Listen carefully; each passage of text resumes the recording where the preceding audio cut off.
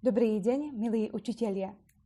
Vítajte pri ďalšom inštruktážnom videu k našej interaktívnej výučbe. Znova dávame do pozornosti, že počas obdobia zatvorenia škôl z dôvodu pandemickej situácie vám ponúkame všetky naše interaktívne publikácie s licenciou na 1 rok so zľavou 50%.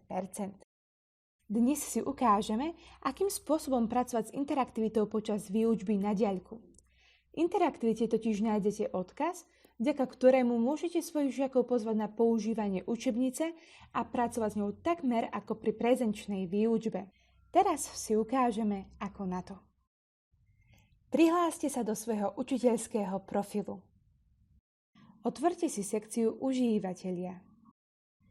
Môžete sa rozhodnúť, či svojim žiakom sprístupnite publikácie spoločne s riešeniami, alebo nie, prostredníctvom políčka nad oknom s adresou.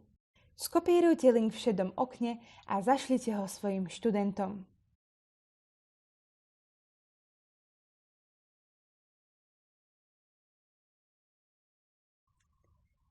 Po kliknutí na link sa študentovi otvorí prihlásovacie okno.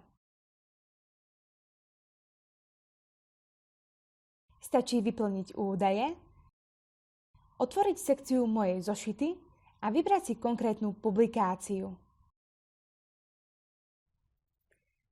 Žiak môže publikáciu používať v plnom rozsahu vrátane bonusov.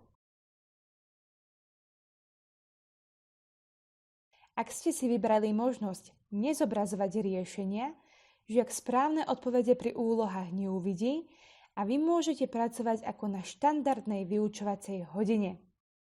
Ďakujeme za vašu pozornosť. Prajeme veľa zábavy pri využívaní našej interaktivity.